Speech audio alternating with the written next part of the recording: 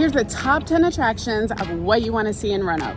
Today, we're going to give you the ultimate guide of the 10 things you don't want to miss out on, whether you're visiting the Roanoke Valley or you live here full time, so that you can get out and explore even more. Yeah, I mean, when I'm traveling to a new place, I research like crazy. I plan things out, even based on our timing and mood. It's fun, but a lot of work.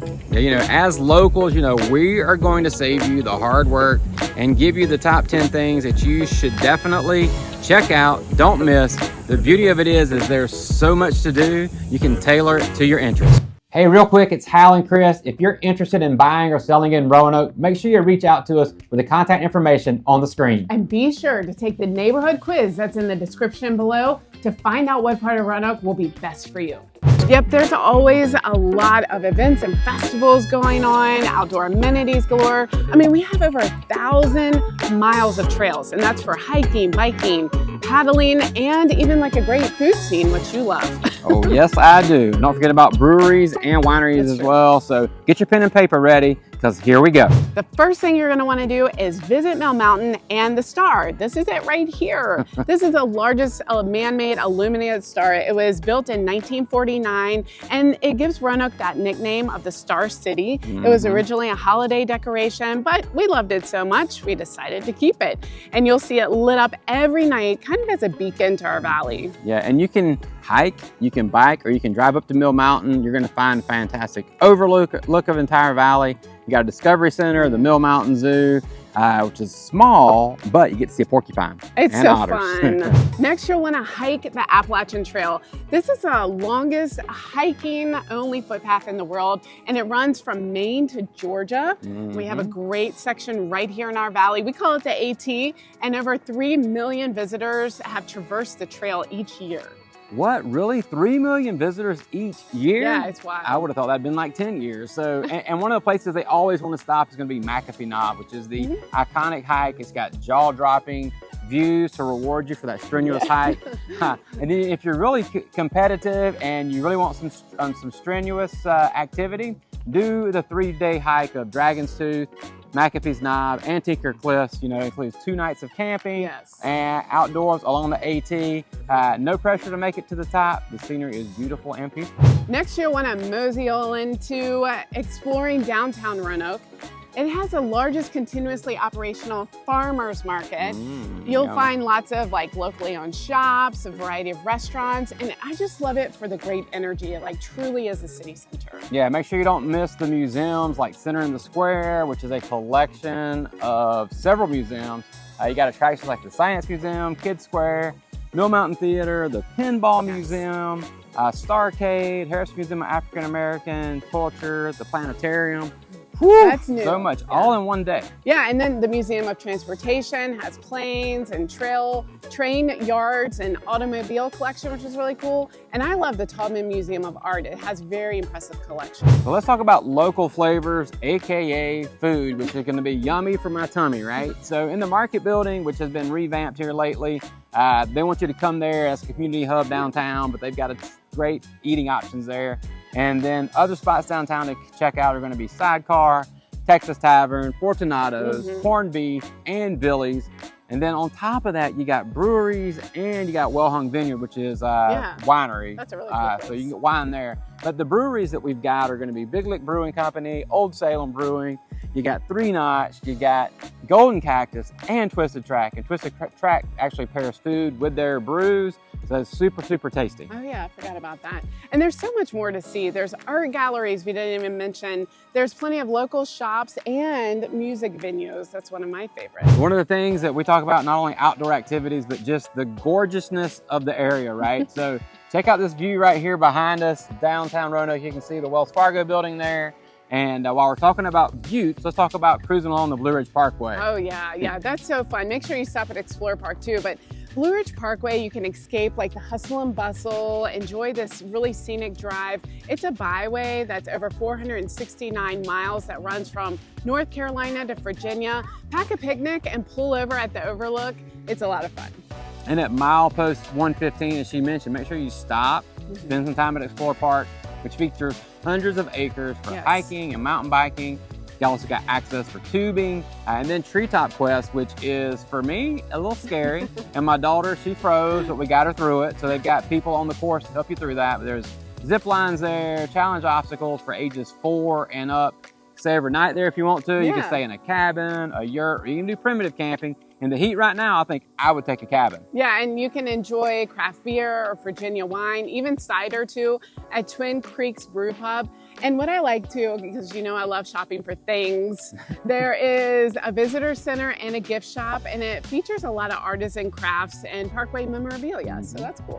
Now for gift shops and clothing shops, just talk about Sugar Magnolia, you've got Lottie Da, you've got Chocolate Paper, you got the Gift Niche, Artsy June, you got On the Rise, Punch Boutique, and 2.5 Sisters, just to name a few. Yeah, those are some of my favorites.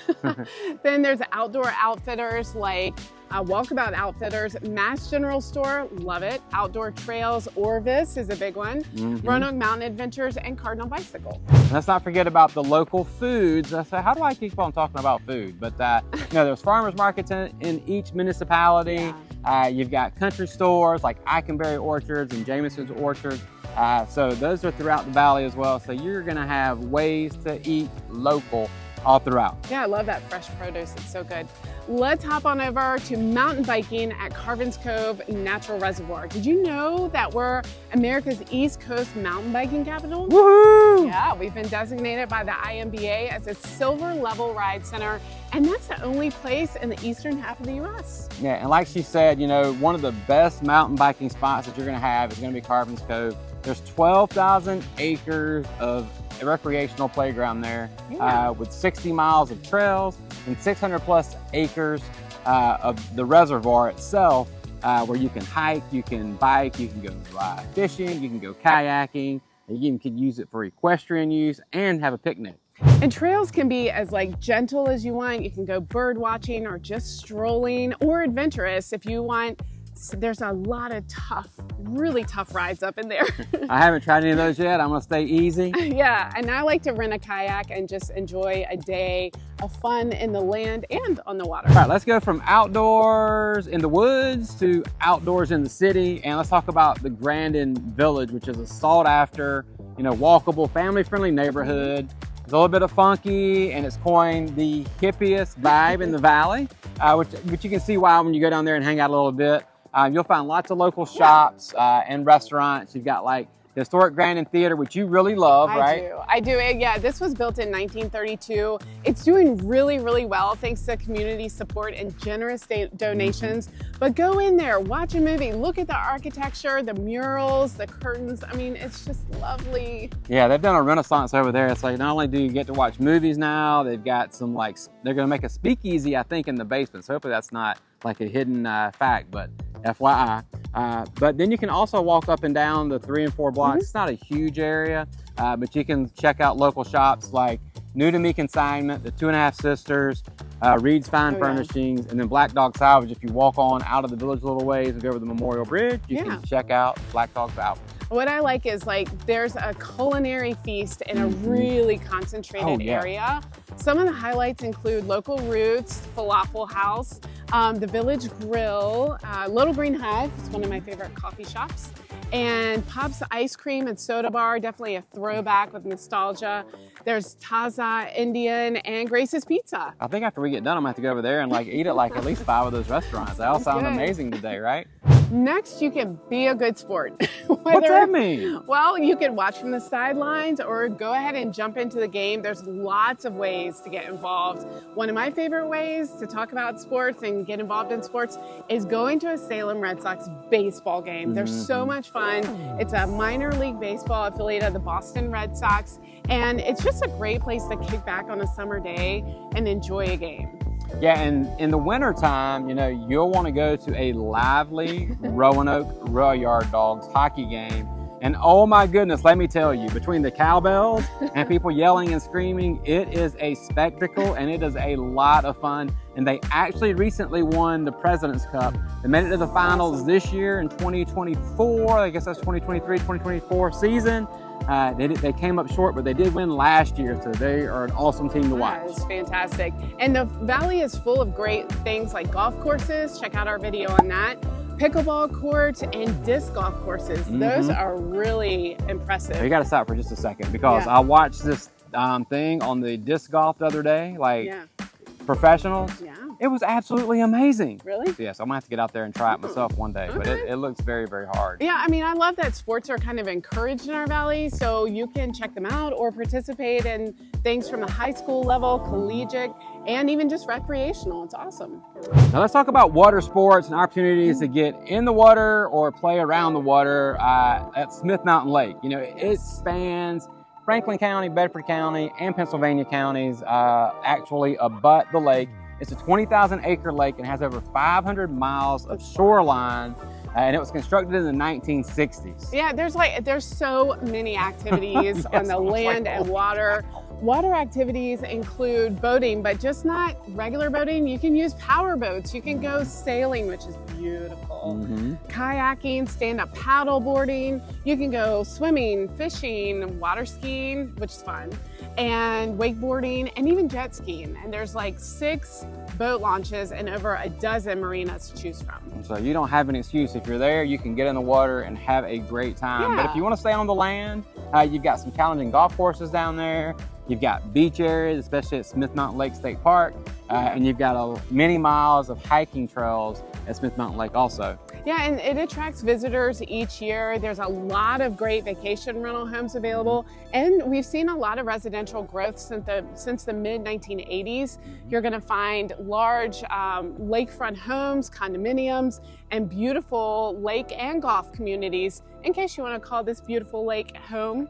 And lots of people do. Next, you're going to want to pay tribute at the National D-Day Memorial. During World War II in 1944, the largest seaborne invasion in history took place. That was the invasion of Normandy.